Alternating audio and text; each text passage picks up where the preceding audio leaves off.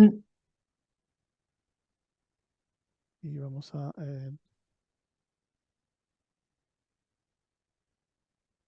Recording in progress. bueno, vamos a ir cerrando hoy la parte teórica de lo que es vulnerabilidades.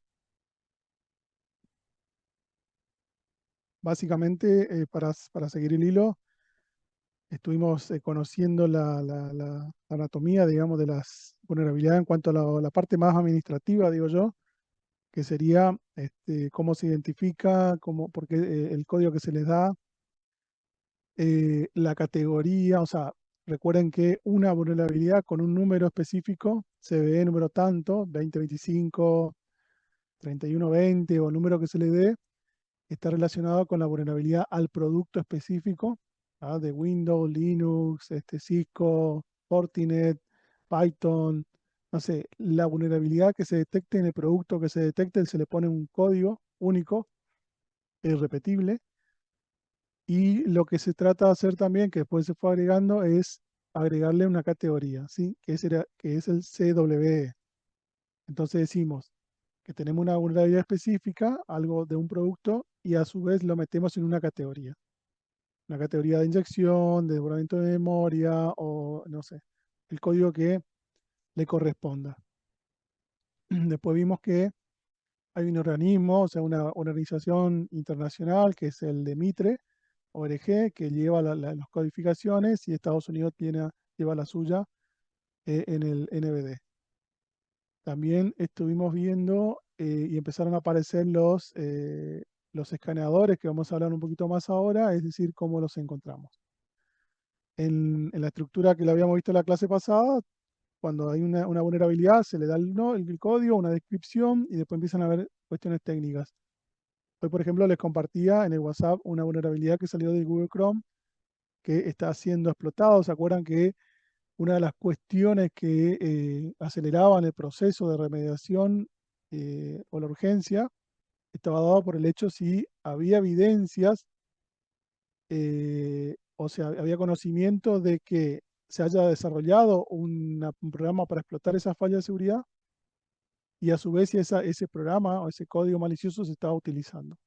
En esa noticia que yo les pasé estaba bueno, que se parchaba esta vulnerabilidad y que había evidencias y estaba siendo explotado activamente, ¿sí? Bueno, ahora lo que seguimos con la parte de la gestión de vulnerabilidad, porque la gestión es por el hecho de que hay un proceso que nosotros tenemos que gestionar en nuestra infraestructura, nuestros productos, que tiene que ver con buscar las vulnerabilidades, detectarlas, priorizarlas y obviamente corregirlas o tomar la acción que corresponda según el tipo, ¿sí? Lo que decía es, en la gestión de vulnerabilidades, porque estos son todo un proceso, ¿sí? Hay que detectarlas. Ahí vamos a ver cómo es el proceso de detección. La que vimos en la clase pasada, rapidito, era un escaneo simple con Nmap que te buscaba y te dice, bueno, este sistema operativo con un script muy básico tiene esta vulnerabilidad, ¿sí? Hay que identificarla, es decir, bueno, cuál es, eh, y hay que priorizarlas. Entonces, esa priorización va a depender de nuestro negocio, del tipo de vulnerabilidades que se detecte y obviamente de la fuerza de trabajo que tengamos para poder avanzar, ¿sí? La priorización podés hacerla según el criterio que defina, pero por lo general es primero el perímetro, es decir, todo lo que está expuesto y lo que realmente esté en producción, ¿sí? Por ejemplo. Después poder priorizar también dentro de eso, según la capacidad técnica, decir, bueno, si somos muchos y le damos la máxima prioridad, todo lo que esté en producción y todo lo que tenga vulnerabilidad, no sé, de nivel medio hacia arriba, ¿sí? Lo vamos a mitigar y eso se define el tiempo. O decir, en 3 días, en 4 días, en una semana, en un mes. Claramente cuanto antes es mejor, pero bueno, cada empresa tiene sus recursos. Hay empresas que lo hacen en 2, 3 días y hay otros que lo hacen en meses. Todo depende de cómo es de la capacidad técnica. Mientras tanto, obviamente está el riesgo, y acuérdense que hay procesos de gestión del riesgo donde dice, bueno, tengo esta vulnerabilidad, pero voy a convivir con ello hasta que tenga la capacidad técnica de resolverlo. Porque quizás el equipo, y no es quizás, sino muchas veces el equipo de desarrollo, el equipo de infraestructura, lo que sea, están trabajando resolviendo los temas del día a día o algún módulo nuevo, a un cliente nuevo, y las cuestiones de vulnerabilidades se dejan, eh, que no es recomendable, pero se deja muchas veces al final de la lista. Y por supuesto hay que armar un plan de acción para la mitigación, que decíamos, cuándo lo vamos a hacer, cómo lo vamos a hacer, en qué tiempo. Bueno, ¿cómo vamos a detectar las vulnerabilidades? ¿Ok? O sea, las vulnerabilidades, existen múltiples herramientas para detectar las vulnerabilidades. Podemos hacer en forma manual, es decir, utilizando herramientas específicas que la vamos a conocer, ejecutando escaneos manuales, programando y escaneando, no sé, una vez al mes, una vez a la semana, todos los días, depende, repito, de la infraestructura que se maneja, los recursos que se tienen, y se puede hacer o por línea de comando o ejecutando con escaneadores que son un poquito más avanzados, ¿sí?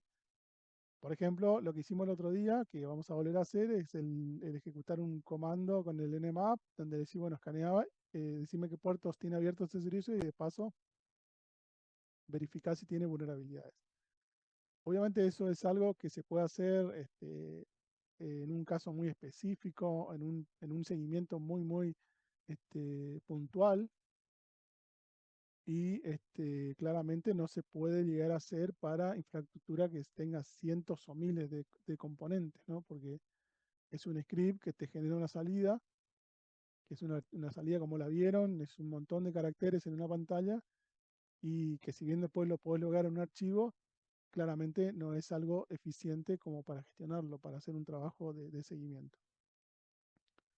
Y después tenemos escaneadores que son automáticos, ¿sí?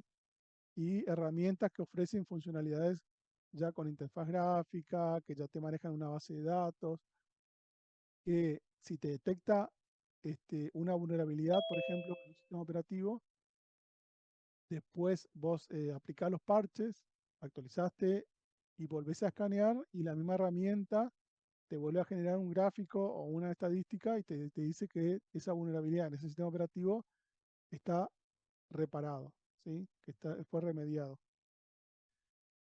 Si después, por X motivo, supongamos que se han dado casos que se hace una actualización de un sistema operativo sobre un servidor, se elimina la vulnerabilidad, pero resulta ser de que 20 minutos después empiezan a llamar a los clientes porque hay una funcionalidad que no está, que le está dando error, o se cuelga el sistema, lo que fuera, y se detecta que en realidad justamente por el parche, eh, y ahí se descubre, después de analizar, de que el parche, no sé, pisó unas librerías y resulta ser de que no es compatible con la versión de la aplicación, y se tiene que volver atrás el parche, ¿no? Se tiene que sacar o volver a una imagen anterior del servidor cuando no tenía el parche. Cuando se vuelve a escanear, en un escaneador automático y con bases de datos, todo, te dice que esa vulnerabilidad volvió, ¿sí? Que se volvió a aparecer. Entonces, existen herramientas manuales como el de Nmap y otros más que son así muy artesanales, pero te puede servir para un análisis puntual, un trabajo muy fino no sé, de análisis de un servidor puntual, un trabajo de seguimiento muy específico. Ahora, cuando estamos hablando de muchos componentes, muchos servidores, muchas aplicaciones, obviamente no te conviene trabajar con eso, sino tiene que pasarte ya un componente más automático. Y ahí ya empezamos a hablar de herramientas más avanzadas, y como todo, ¿no? No hay límites en cuanto a lo que vos podés comprar. O sea, podés instalar componentes de open source que son buenos, que tienen unas funcionalidades mínimas, y digamos, ya los pagos que tienen todos los componentes, funcionalidades y automatizaciones y programaciones y un montón de cosas que ya va mejorando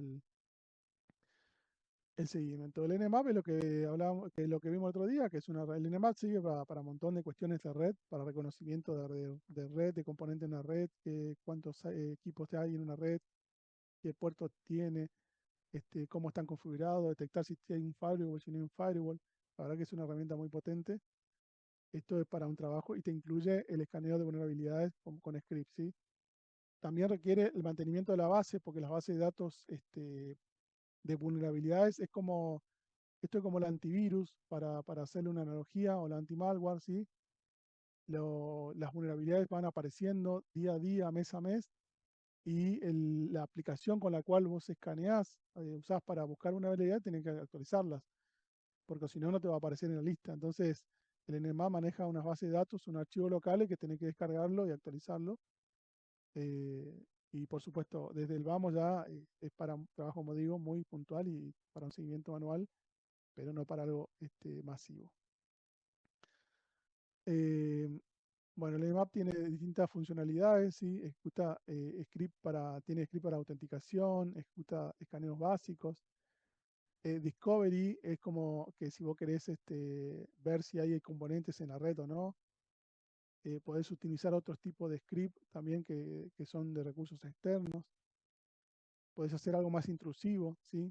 Le das unos parámetros y le pega más fuerte, entre comillas, al equipo, ¿sí? Revisión de malware, le dice hay conexiones abiertas por código malware, ¿sí? O puertas traseras. Y varias cuestiones que te permite hacer. Estos son los scripts de Nmap y ahí está lo de vulnerabilidades que ejecutamos el otro día y que lo vamos a volver a hacer para que, bueno, quede el ejercicio del que estamos viendo, ¿no? Como le decía, el resultado es un texto en pantalla, ¿sí? Todos los detalles de qué es lo que trae. Y la salida la podés guardar en archivo, pero claramente no es algo que sea muy amigable para un trabajo de 10, 15, 20, 100 o 1000 equipos, ¿no? Bueno, los escaneadores automáticos, ¿sí? Lo que ya vos les configurás y les decís, bueno, yo quiero que me escanees o este equipo o este pool de equipos o toda la red, ¿sí? Ya son más avanzados, como les decía. Tenemos hoy, claramente tenemos la opción de on-premise, que es en tu instalación, te bajás un appliance o te bajás no sé, la máquina en el formato que vos quieras, en VMware, en VirtualBox, en un paquete para un Linux, lo instalás si querés aparte, hay de todos los sabores, o podés obtener licencias y utilizar la parte cloud, o sea, como servicio, ¿sí? Te ofrecen un licenciamiento, te conectás al sitio y lo que vos necesitas en tu infraestructura, lo que se llama una sonda, es decir, es un equipo que también vienen varios sabores, como un appliance preinstalado, vos lo bajás y ya lo corres en no sé, en un Linux, en Windows. Puedes bajar una versión de Docker o puedes bajar en distintas versiones. Esta sonda es la que está en tu infraestructura. Esta sonda tiene que tener acceso a la red que vos querés escanear, o sea que tiene que tener permisos a nivel de red, de firewall, ¿sí? Estar excluido de cualquier control de red y tiene que llegar a los componentes que vos querés llegar, ¿no? O que decís que tiene que llegar. Los más conocidos, los que van a escuchar en el mundo, digamos, de los más famosos son el Open Bus. El Open Bus es la versión de open source. Tiene open source, digamos, la parte que no se paga, y también tiene las licenciadas. Ahora se llama Greenbone en realidad, la actualizar porque ya cambió. Después está el Tenable, que era el Nessus. Si alguno escuchó alguna vez, el Nessus era digamos, toda parte del producto, pero también tiene su versión open source, que es básica. En realidad es open source, pero digo, tiene su versión gratuita, que no se paga, eh, con ciertas funcionalidades, y después ya está la versión paga. Y el Quali, que es versión paga 100%, todos los módulos son pagos y tienen sus cuestiones. A tener en cuenta es el Open Base es bueno, o sea, es bastante versátil. Lo que tiene es, obviamente, qué es lo que va cambiando entre una y otra, ¿no? A nivel de escaneo de vulnerabilidad en sí, la mayoría te trae las últimas vulnerabilidades, tiene una buena detección. Lo que te facilita o te complica son los reportes. Ahí está el valor, digamos, además de cómo es de la funcionalidad de escaneo, cómo configurar ese escaneo, cómo lo vas planificando. Lo que tiene una cosa de otra, por ejemplo, el Qualys tiene una interfaz de reporte espectaculares. Tenable también tiene lo suyo, pero el OpenBus es muy casero, muy artesanal, o sea, tiene muchas limitaciones, pero bueno, realmente como es open source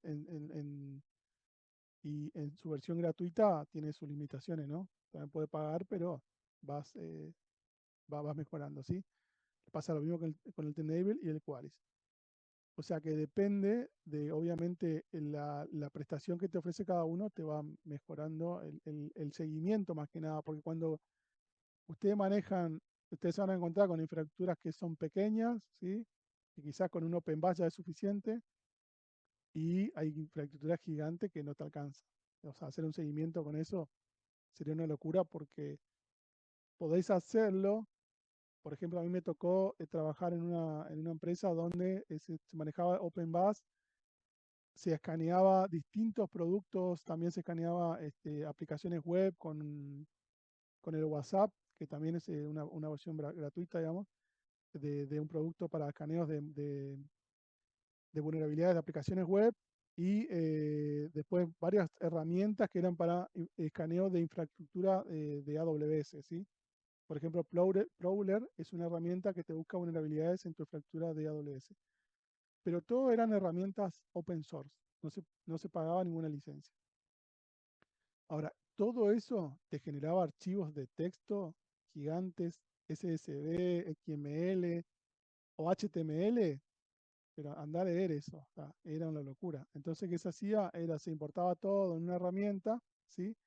Que es una especie de concentrador, y esa herramienta te sacaba los informes. A ver, ¿qué pasaba? Que vos escaneabas una vez, te decía que tenías 150 vulnerabilidades. Parchabas, escaneabas a los 2 días y te decía que tenías 180 vulnerabilidades. Pero no podía ser. Escaneaba de nuevo y te decía que tiene 165. O sea, no eran consistentes, la verdad. ¿Y por qué? Porque vos salías de un producto, lo metías en otro, y después cuando veíamos en los foros de discusión sobre el producto, te decía, sí, hay una falla con la importación de OpenBus. Tenemos una falla con, entonces, claro. Obviamente cuando vos pagás, tenés otro servicio, pero bueno. Para tener una idea global servía, y para un seguimiento general sí, pero para ir al detalle exactamente no, no, era inviable. Después, en otra experiencia, obviamente teníamos ya cuestiones con Quali, con un montón de gráficas, todos que cambiaba el tema. Bueno, el que nosotros vamos a probar, porque para lo que necesitamos, primero por los recursos que se necesita es el mínimo, y nada, es fácil de aprender, y para conocer las funcionalidades de un escaneador es el OpenBus. El OpenBus lo que tiene es en el formato que lo vamos a ver, o nuevamente va a ser una máquina virtual preconfigurada. Lo que van a hacer es, lo van a levantar, van a configurar un usuario y clave, y ya vamos a poder escanear. Tiene unos escáneres tienes unos escáneres, o sea, lo que hace es empezar a conectarse a los targets, que son las víctimas o los equipos que uno quiere escanear. Tenés una opción de cliente, ¿sí? Para conectarte, y tienes un manager, y maneja una base de datos donde te va guardando todos los registros, ¿sí? Los NTB son como las firmas de anti-malware, son los Network Vulnerability Test, son listas o configuraciones que ellos dicen, bueno, tengo que escanear un Linux, ¿ok? Y tiene que escanear el puerto, tratar de conectarse por SSH, forzar, tirar, no sé, 500 comandos. O sea, es una lista cada una de los tests. Eso no lo manejamos, pero tienen como repito, son como la base de datos de las pruebas que debería hacer por cada sistema operativo, por cada base de datos, por cada componente que él va encontrando. Lo que hacen es se conectan, buscan a la víctima, o sea, si decimos que va a escanear una IP, se conectan a la IP, tratan de identificar de qué sistema operativo está hablando, dice, Windows, entonces Windows, ok, escaneo todos los puertos y supongamos que reconoce que tiene un RDP funcionando, un puerto de escritorio remoto. Entonces buscan la lista de test, que es lo que tiene que hacer para probar si esa versión de escritorio remoto o esa versión del sistema operativo tiene una falla y verificar exactamente si es vulnerable o no es vulnerable. Esto es una muestra de cómo repito, el OpenBus es el Greenbone ahora, o sea, es el mismo producto, solo que cambió el nombre. Y en un pequeño dashboard nos va dando, por ejemplo, los hosts que son más vulnerables, ¿sí? Nos da una lista de cuáles son los hosts que tienen más vulnerabilidad. Por ejemplo, este es el 198, 192, 108, 1, 10, el 11 y empieza a bajar, digamos, nivel de vulnerabilidad en el 199, ¿sí?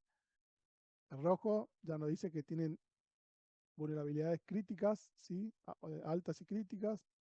Y el amarillo seguramente que tiene medias, y el azul es que tiene low, que sería las bajas, ¿sí?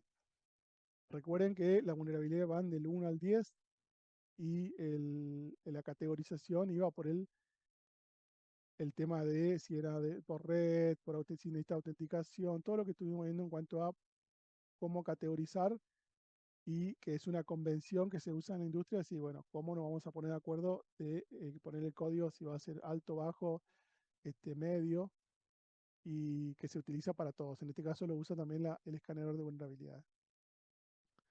Entonces, vamos a instalar que ya viene instalado, cuestión de importarlo. Yo creo que también ya le dejé la máquina virtual.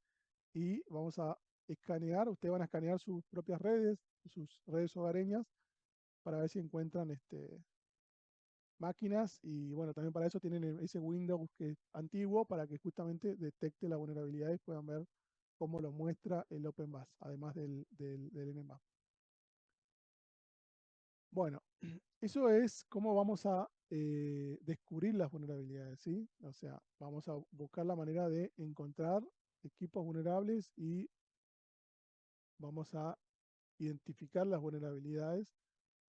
La cuestión ahora es cómo cómo se hace para mitigarlo. Claramente, y el número uno es la instalación de parches, ¿sí?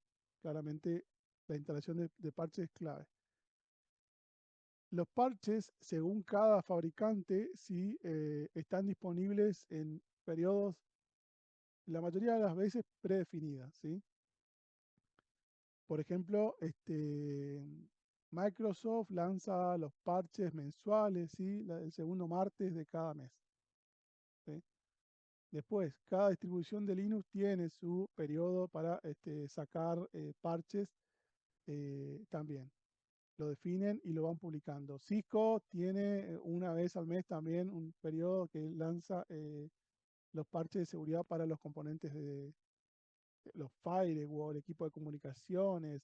Acuérdense que hay una cuestión por lo general se aplican parches a los sistemas operativos, ¿sí? A las máquinas, a los servidores, pero muchos se olvidan de los componentes de comunicaciones, incluso de los firewall, ¿sí?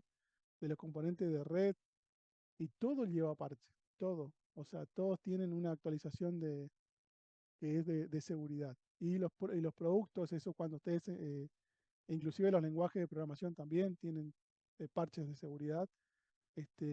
Todo eso lo tienen que seguir según el rubro o la especialidad que van a ¿cómo es? Seguir de, bueno, ir actualizando los componentes que van usando.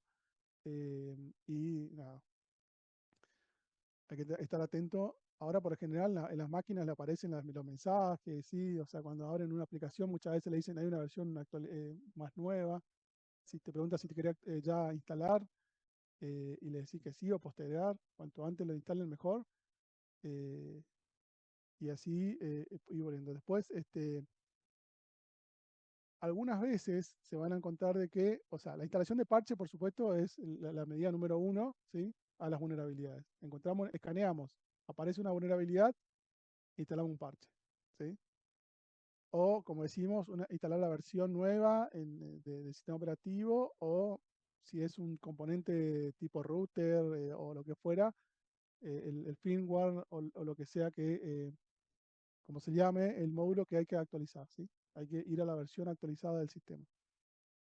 Los navegadores, por supuesto, los navegadores, en muchos casos ahora ni siquiera te preguntan directamente, vos abrís y te dice, me estoy actualizando, y ya me estoy actualizando, o sea, y cerrar y volver a entrar porque ya, algunos te forzan, ¿por qué? Porque si le dejan elegir al usuario, se ha dado muchos casos que vulnerabilidades críticas no estaban disponibles los parches, pero la gente decía más tarde. Windows no sé cuántas veces te deja postergar ahora, pero llega un momento que reiniciaste tu máquina y se actualizó, ¿no? Ya no, porque si no, como que somos reacios a eso. Ahora, después existe lo que es el workaround, que, repito, tengo un lenguaje de programación específico con una librería y la verdad que todo mi código está funcionando con esa versión y esa librería. Si yo lo actualizo, se me rompe la aplicación. Ya sé porque intenté, lo hicimos la actualización y se rompió la aplicación, ¿sí? A veces lo descubren en el desarrollo o a veces dolorosamente lo descubren en producción. Pero ya descubrieron de que la falla no se puede actualizar. Está en esa versión y está en esa versión. ¿Qué requiere eso? Y no sé, como 20 días de codificación porque hay que modificar todo el core de la aplicación. Entonces, no tenemos forma de hacerlo ahora. Entonces, ok, ¿qué hacemos? Bueno, ahí empiezan los famosos workaround o las opciones alternativas. No sé, una solución, si es una aplicación web, acuérdense que existe lo que es el WAF, que es el Web Application Firewall, que es como un parchador virtual. Entonces, ok, me aseguro que el WAF esté controlando esa falla de seguridad. ¿Bien? O creo una regla especial en el firewall, o creo una regla adicional en la VPN. No sé, hago algo adicional, es decir, no parcho el equipo, no parcho el sistema porque no lo puedo hacer, porque se rompe. Y eso lo voy a dejar así hasta que tenga la solución definitiva. Entonces, no siempre es aplicar el parche, pero si buscar una alternativa, eso hay que verlo en cada caso y según el tipo de falla de seguridad. Bueno, ¿qué debemos actualizar? Es lo que decía, todo, ¿sí? O sea, todo tiene una actualización, todo tiene una falla de seguridad por empezar. Hay componentes que no sé, se asume que se instaló y puede estar ahí 10 años y no necesita nada, no, de una cámara de seguridad, un router, un modem, lo que fuera, ¿sí?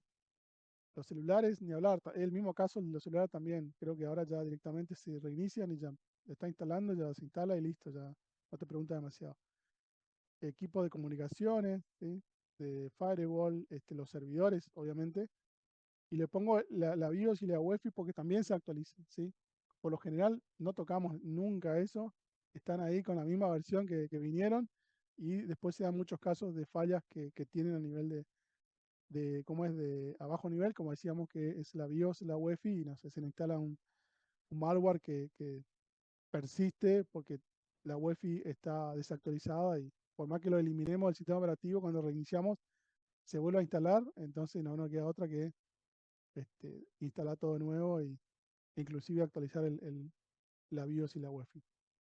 Y El obviamente tema, perdón, el tema es que antes la BIOS y eso, cuando había que hacer el firmware, a veces era un trabajo riesgoso porque a veces se te rompía la BIOS y te quedabas sin madre. sí, sí, sigue siendo riesgoso, no es Sigue algo, siendo riesgoso. por Ahí eso es está el algo que no se problema. hace. Sí, por eso es algo Claro, que no se hace regularmente. Es algo que no sé, yo ca- no recuerdo haberlo hecho y no recuerdo que se haya hecho en las empresas que yo trabajé, la verdad que una parada para eso. Ah, sí, se hizo una vez porque se iba a instalar una versión, no sé, de una placa nueva que se compró y tenías que actualizar, pero solamente para eso. Era una claro, porque, tarjeta que se incorporaba para manejar algo de clúster de disco, no me acuerdo, era muy específico y pedía una versión actualizada a nivel de, ¿cómo es? De UEFI en ese momento y se hizo, pero rezando, pero claro. Claro, porque Este, imagínate, querés parchar un server y un servidor y lo rompes, te quedas sin servidor, sí, totalmente. Pero bueno, quedaste en la calle.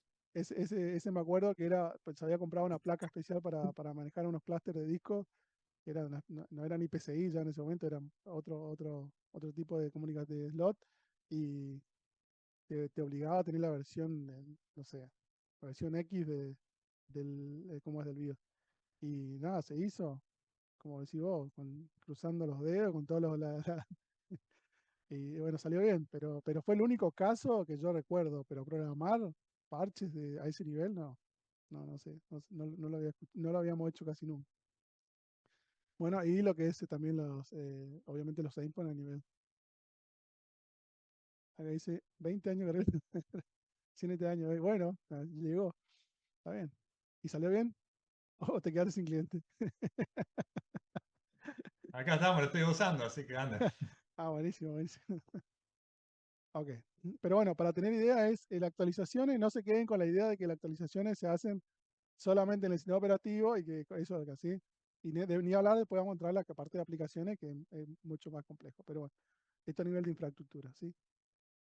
Bueno, ¿cómo se hace la actualización? En un Windows, no sé, tenés por consola, ¿sí? Podés actualizarlo con la apt-get, o ahora ya viene, ¿sí? Con el Ubuntu viene, por ejemplo, ya un gestor y te va diciendo en forma visual que tenía que actualizar, y lo va haciendo.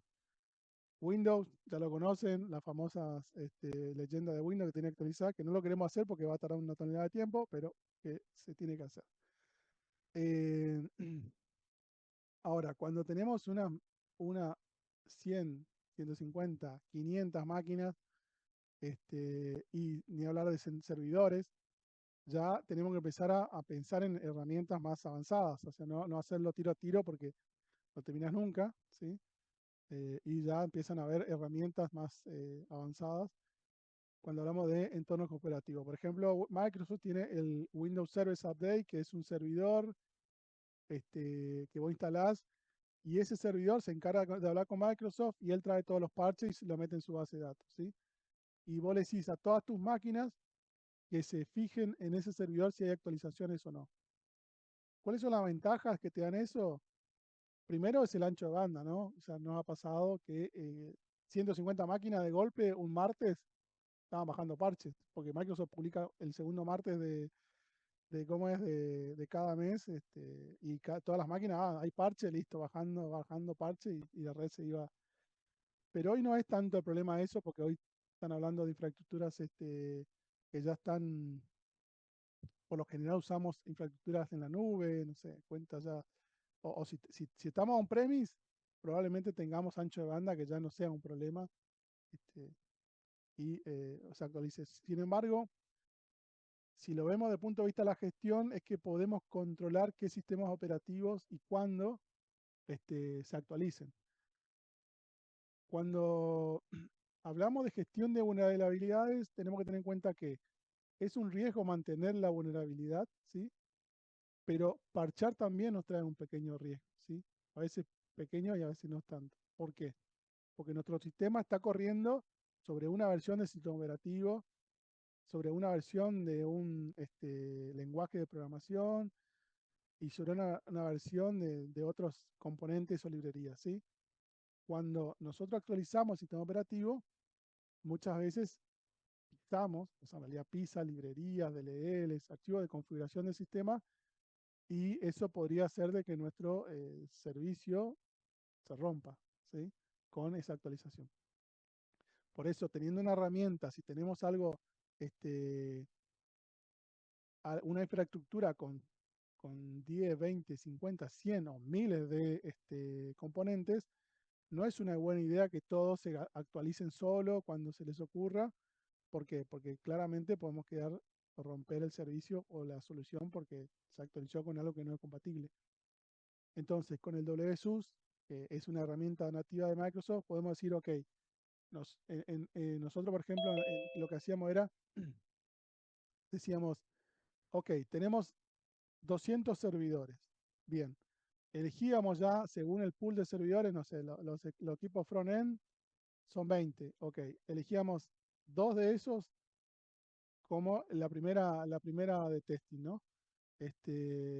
Y a su vez se actualizaban, no sé, 2 que estaban en dev y 2 en stage, ¿ok? Entonces, vos no ponías en riesgo los 20 servidores, ponías en riesgo 2.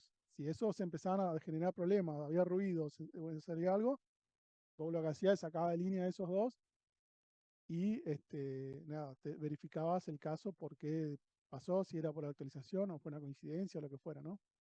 Pero eso lo podés manejar si tenés una herramienta centralizada. Si no tenés una herramienta centralizada, en algún momento todos los servidores van a llamar o van a conectarse a algún repo en algún lugar y van a decir, ah, hay actualizaciones, bueno, listo, me lo bajo.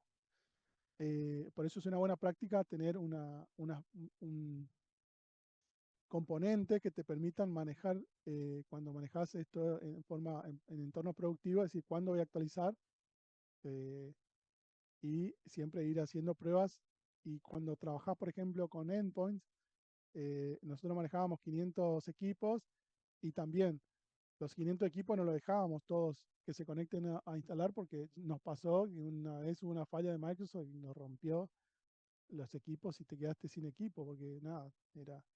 Entonces vos decís, no, bloqueo la salida a Microsoft, ya sea en la nube, on-premise, algo que no se conecte al actualizador de directo, sino que a un centralizador. Y yo voy abriendo digo, bueno, ahora actualizo 5 máquinas, de las 5 máquinas le doy uno al sector de finanzas, uno al sector de soporte, uno al sector de desarrollo. Entonces voy dosificando, lo dejas ahí un día, ¿sí? Si nadie levanta la mano, nadie se queja, avanzás con otro pool de máquinas hasta cuando llegaste al total de tu planta, ¿sí? Siempre hay que hacerlo de esa manera, ¿por qué? Porque si largas todo, te podés meter en un lío porque nada, también las actualizaciones pueden romperte algo y te quedas sin servicio. Bueno, esto es una herramienta Ansible, es una herramienta de Linux, digo, que también tiene la misma filosofía, así como un concentrador, un servidor que vos podés planificar o codificar a qué servidor le vas a dar y automáticamente va actualizando a los servidores y lo vas manejando según las políticas que defina. Entonces, la cuestión es que las vulnerabilidades, primero, la tenés que identificar, ¿sí? Eso vamos a ver, de identificarlas, y después tenés que definir un plan de acción para mitigarlas, ¿sí? Y esa mitigación, por lo general, es parches, y si es un código, que eso va a ser una cuestión aparte, que lo vamos a ver, es codificar o aplicar controles o cambiar la versión de la librería o la versión del lenguaje o lo que fuera, ¿sí? Cada, cada fabricante tiene su periodo de actualizaciones, eso hay que, según lo que ustedes usen, tiene que fijarse, tienen que controlar. Cada sistema tiene un ciclo de vida. Todas las herramientas, por ejemplo, vamos a ver acá, por ejemplo, es el end of life, o sea, fuera el tiempo de soporte, no sé, PHP, por ejemplo. Tienen una página donde está publicado las versiones que están soportadas, ¿sí? Por ejemplo, acá te dice que tenés la versión 7.4, si vos estás programando en esta 7.4, ¿sí? Tenés que se publicó en noviembre del 2021, ¿sí? Está el soporte, pero ¿sí? Vas a tener fin del soporte, ¿sí? En diciembre de este año. Por lo cual, si vos tenés un producto desarrollado en esta versión, tenés que saber que lo que es, primero muere el servicio funcional, digamos, el soporte funcional. Es decir, ya no te desarrollan más nada nuevo, el lenguaje se frisa ahí, ya no agregan más nada, ¿sí? Entonces queda en esa fecha fija, ya no hay más nada nuevo en esa versión. Y después te dicen, ok, ahora, si detecta una vulnerabilidad, por ejemplo, en esta versión, el 8.1, ellos te van a corregir y te van a habilitar parches hasta el 31 de diciembre, ¿sí? De este año. Pasado esta fecha, si el 1 de enero, ¿sí? Del año siguiente se descubre una vulnerabilidad crítica, grave, lo que fuera, listo, ya está. No, quedás a vivir con esa vulnerabilidad. Ellos no van a hacer nada. Este, salvo que llame Peckerman y pongas unos dólares en una suscripción aparte que, o sea, con dinero todo se arregla, pero digo, siguiendo la línea simple estándar, esto no vas a tener más soporte, por lo cual tenés que actualizar, ¿sí? Actualizarte a esta versión. Eh, cuando te vas cambiando de una versión cercana, muchas veces las funciones, viste que hay una función que cambia, un parámetro adicional que se agrega, lo que fuera, son menores por lo general los cambios, por lo cual no es no suele ser tan complejo migrar de una versión a otra. Ahora, si te saltás del 7, si estás en el 7, por ejemplo, te quedaste en el tiempo y tenés que pasar al 8 y probablemente tenga que cambiar muchas partes de tu código, por lo cual siempre es conveniente ir siguiendo en línea a las versiones de cosas. Así todo, ¿sí? Cualquier lenguaje tiene su tabla, digamos, ¿sí? Y está publicado, por lo cual hay que seguirlo y estar al día en cuanto a cuál es el ciclo de vida del Python, ¿sí? Estamos en 3.6, bueno, ¿cuándo va a ser el ciclo? Acuérdense que ustedes cuando van a lanzar un proyecto van a tardar años, meses, años en terminarlo, por lo cual cuando van a empezar no les conviene empezar con una de las versiones que ya está ahí en la lista de que venza el soporte, ¿sí? Porque para cuando ustedes saquen el producto, cuando ustedes lo empiecen a usar o su cliente lo empiece a usar, ya van a quedar fuera de soporte. Y es muy probable que aparezca una vulnerabilidad y ustedes tengan que recodificar cosas, siendo que es un producto que lo sacaron nada, hace muy poco.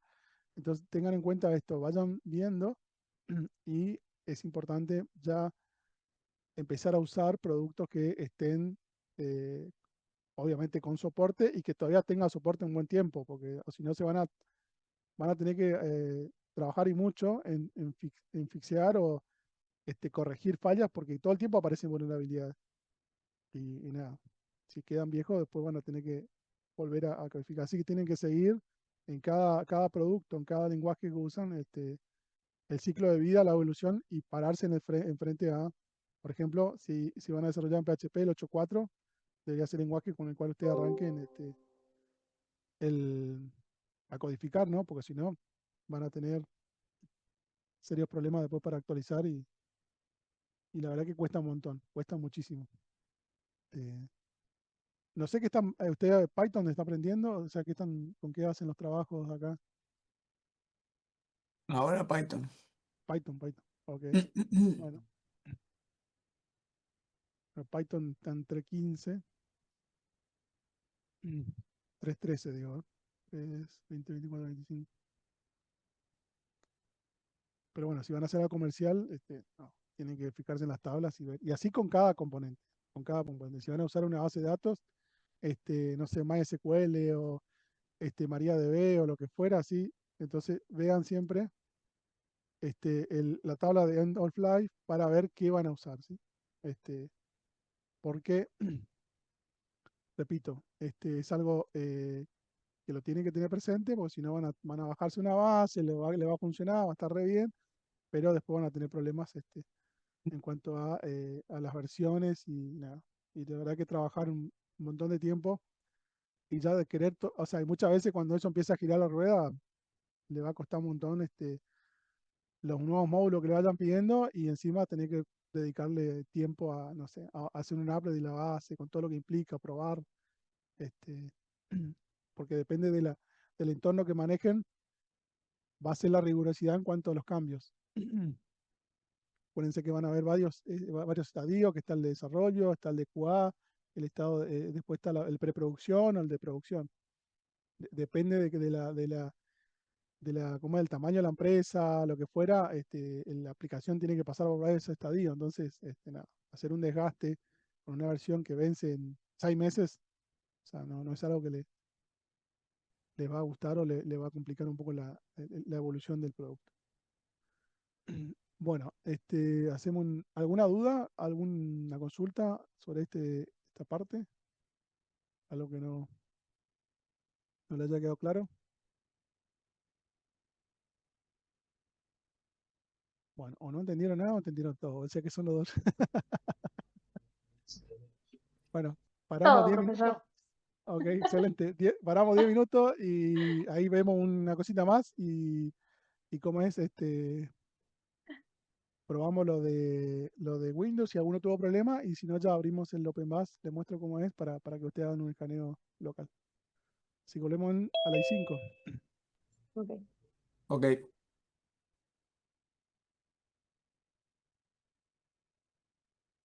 Recording stopped.